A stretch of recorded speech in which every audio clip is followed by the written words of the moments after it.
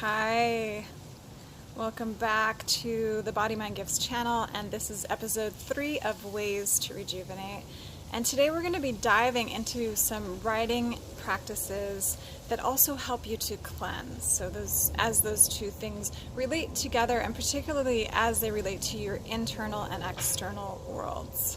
And I am inviting you to take these practices outside your house. If it's really pleasant in your neighborhood today, go sit outside. I'm here in Los Angeles in my friend's garden, which is amazing and beautiful, but we also have some sounds of the city that might creep in as this airplane is doing right now. So taking a deep breath in, and if you haven't already, grab a pen and paper. This will help you to take notes about what I'm going to speak to you about today, and to also highlight the things that are really calling to you as something that you want to practice. I'm going to share with you some stream of consciousness practices as well as some organizational practices, and it's up to you to choose what is really calling to you and to not take on too much. So the idea about rejuvenating is that it's just enough to kind of clear some energy, as a lot of the plants are doing around this season. They're shaking off the dead leaves and getting ready for the winter and creating a lighter environment in which to experience the sun as much as possible. So get outside, enjoy your riding outside if you can. And the first one I'm going to share with you is dreams. So as the light is changing, as your sleep patterns are changing, you might start to notice that you're waking up and remembering some very specific dreams. So I invite you to wake up, grab a cup of water or juice or tea or whatever makes you feel happy, grab your journal and write for 5 to 15 minutes without judgment. Anything you remember from your sleep, whether it's a dream or just those thoughts that you wake up with. Sometimes at this time of year I find myself having really clear action items when I wake up, really clear ideas about what I'm going to do with my business or with my day or in my relationships. It becomes very clear at this time of year as the veils start to thin. So writing practice number 2 is the I do list. It's kind of like the honey-do list, but it's the things that you're going to do, the things that perhaps you already started this year that you really want to complete before the end of the year, or maybe it's the things that you haven't even gotten to. I want you to really write out the entire list and then start to evaluate, because we're already at Saturday, October 6th, and we only have 12 more weeks of the entire year. So start to evaluate what you can actually accomplish and create and fruit and harvest between now and the end of the year, and assign yourself those tasks. Maybe it's just one, maybe it's 1 to 4 a week. Really just being honest with yourself. Everything that you don't get to during this time can become a seed that you choose to plant for the following year. So when you look at this list, write it out completely. Have some honesty about it. Draw a line somewhere on it so that everything below that line becomes the seed that you plant in the new year, or that you continue to grow in the new year. Number 3 writing exercise is about nesting. And around this time of year, you might be starting to feel that call to create your winter space, to create those cozy corners in your home. And some of my girlfriends are having like a clothing swap tonight, or have gone through some deep cleaning in their homes or in their gardens. This is an amazing time of year to do this. And again, it starts with creating the list.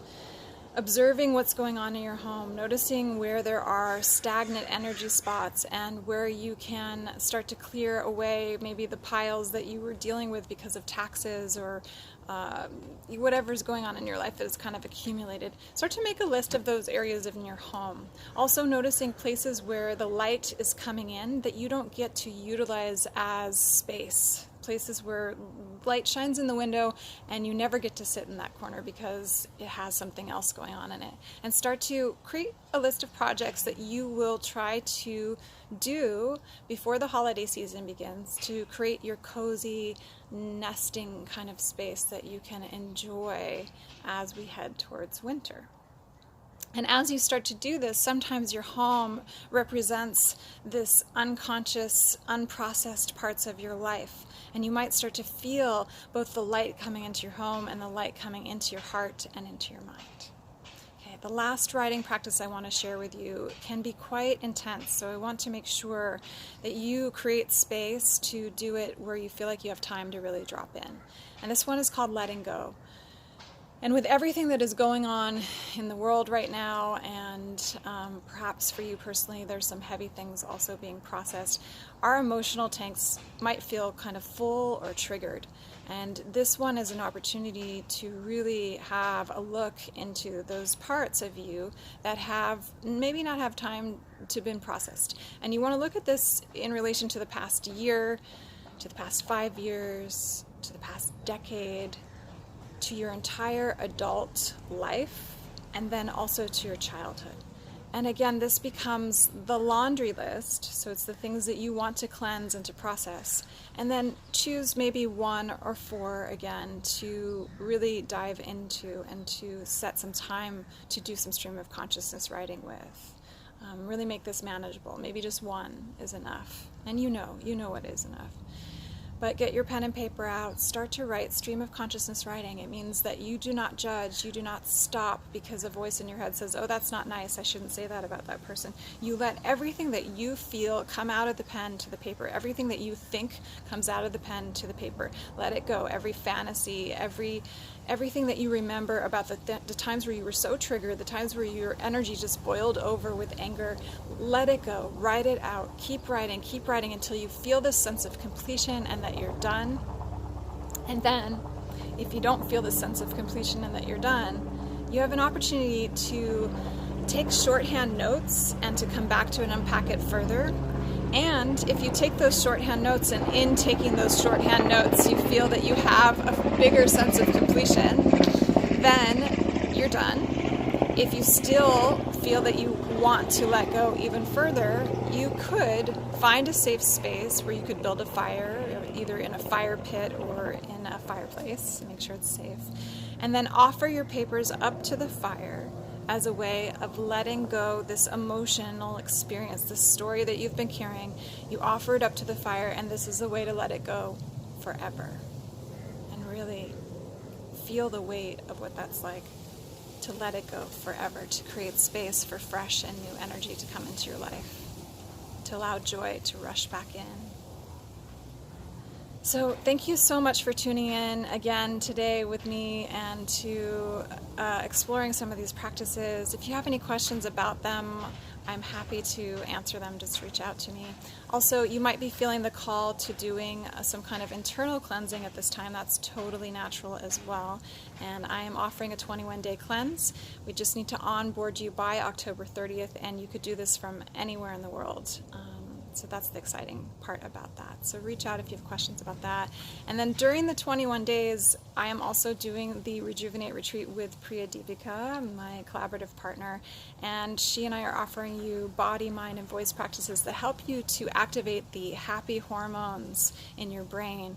And these practices will help you to have the energy to go back into your life and to feel like you can be more generous again. Once you take that time to take it down a notch and really tune into your body and to let go through the body, mind, and voice, you'll be feeling very rejuvenated. That is in November the 2nd through the 4th, and we have a few spaces left, so reach out if you'd like to know more about that. And stay tuned into this channel. Our next episode is going to be on practices that help you to slow down as time speeds up. And a lot of us are probably coming into that energy as we head towards the holidays. There's Halloween coming up and all the things, and the next episode is going to talk about how we can really take the time to feel into every moment and to experience tremendous joy as we do. So hope you have a great week, and see you soon. Bye.